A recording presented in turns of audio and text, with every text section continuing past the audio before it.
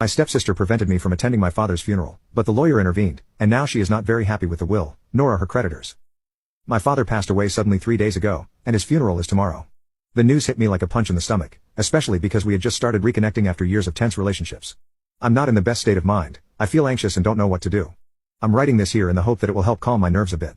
It's not just about losing my father, but dealing with his narcissistic family is driving me crazy. To give you some context, my parents divorced when I was 9 years old. Mom moved to live with her parents. They had joint custody, but I lived with my dad most of the time. They didn't want to interrupt my schooling, so I visited my mom during summers and holidays. When I asked why they divorced, they told me they didn't love each other anymore, but I later realized that dad had been unfaithful to mom because immediately after the divorce, he married his girlfriend Jai, and she moved in with us. She is an evil woman.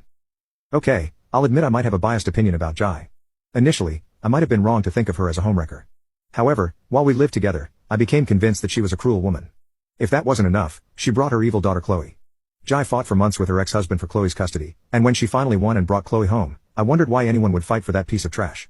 Jai had poisoned her so much that she hated her father and joined her mother in cursing him. Not only that, she became possessive of my father and tried to distance me from him. Chloe was 3 years older than me and always seemed to have her sights set on me. Maybe it was because I represented a part of my father's life that didn't include her mom, or maybe she was just naturally cruel and narcissistic. Either way, we were always at war. After graduating from middle school, I moved to live with my mom full-time and distanced myself from my dad and his new family. It's not that I didn't love my father, but the environment in his house was toxic for me. He tried to be neutral between Chloe and me, but saying nothing to Chloe was like fighting with Jai. She was so protective of her daughter that she didn't let Chloe lift a finger against me. I was always assigned the household chores. Whenever dad tried to impose discipline, Jai would come to Chloe's defense. I hate to say this while he lies dead in a coffin at the funeral home, but maybe dad wasn't strong enough to stand up to Jai. As a result, Chloe got away with her wickedness, and I suffered throughout my childhood due to his weakness. I counted the days until I finished middle school and escaped that toxic house. I enrolled in a high school near my mom's house and lived with her. Mom was dating a man back then, and after I moved away to go to college, she married him and moved to his home in Eastern Europe. Over the years, dad tried to contact me to repair our relationship. I had doubts about it. I knew that Jai and Chloe hated me and would influence him. Chloe still lives with them because she has been saving money for her business. Dad even paid for her college tuition, which she dropped out of after a year. I learned from several family members that dad wasn't happy living with them. He wanted me back in his life. However, I kept my distance until last year when I finally decided to try to rebuild our relationship. At first, it was awkward. I had some very bitter childhood memories that made me hesitant to open up. However, he put a lot of effort and dedication into making me feel comfortable. We were making good progress, going fishing and golfing and talking about everything we had missed. I felt like we were finally catching up on lost time.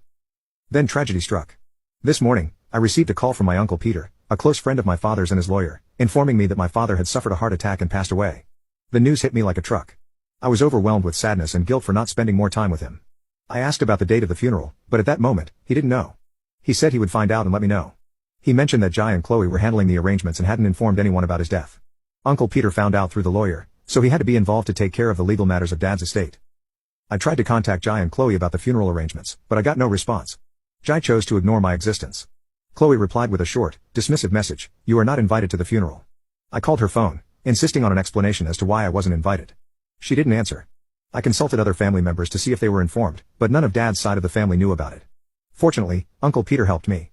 He gave me the details of the funeral. I sent a message to Chloe, saying I would attend the funeral. They could do whatever they wanted, but they couldn't prevent me from attending my father's last rites. She replied that it was my father's deathbed wish that I not be allowed to attend his funeral because I had abandoned him years ago and she was just fulfilling his wishes. I was stunned. How was this possible? I met with Dad a month ago for dinner, and there were no issues between us. How could he suddenly change his mind and not want me to attend his funeral? I called Peter to inform him of what Chloe had told me. He assured me that none of that had happened. Chloe was simply playing with me. If Dad had any such wishes, he would have communicated them to Peter since he was his lawyer. So, it was just a facade to play with my emotions. I will definitely attend the funeral tomorrow and see who dares to stop me. I will be here tonight. I don't think I can sleep. There are so many emotions and thoughts running through my mind.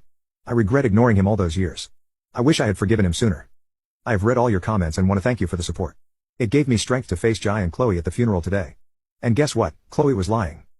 The first person I saw at the funeral was Uncle Peter. He assured me that everything was fine and not to worry about a confrontation. He had already informed the funeral home staff and security about my situation. They were told to make sure I had no trouble attending my father's funeral. When Jai and Chloe saw me, they were clearly shocked.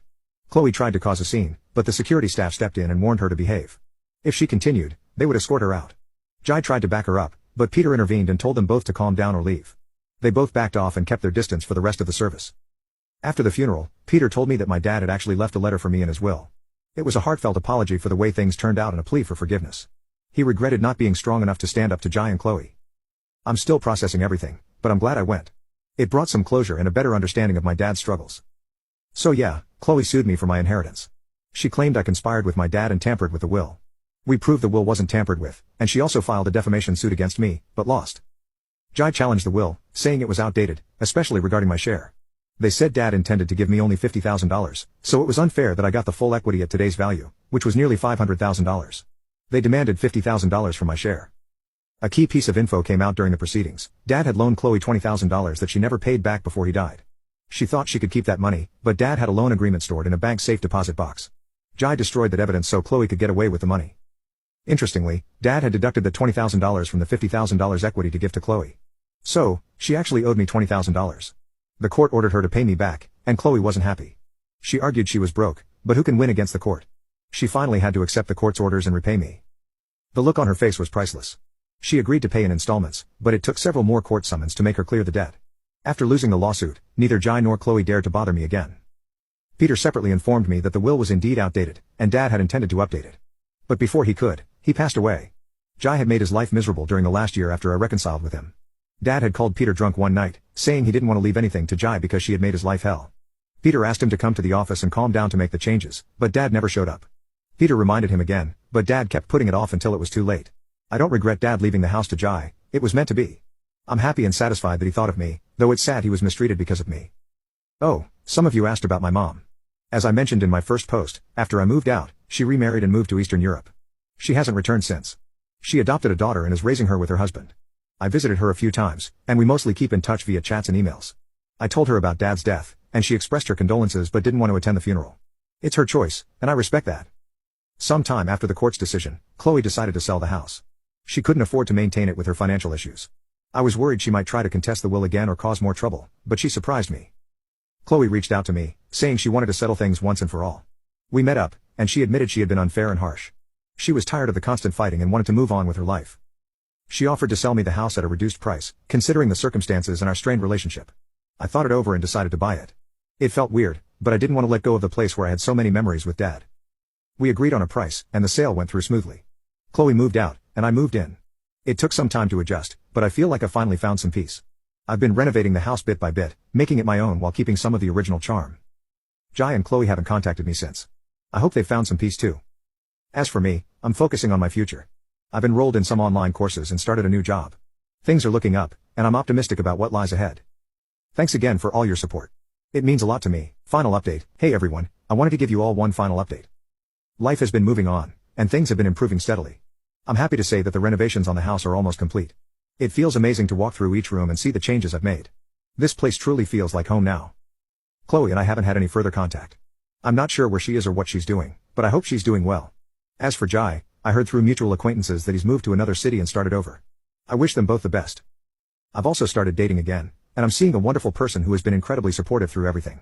We're taking things slow, but I feel really good about where things are headed. Thank you all for being there for me through this roller coaster. Your support and advice have meant the world to me. This is the last update I'll be posting. I'm looking forward to focusing on the future and leaving all the drama behind. Take care, everyone.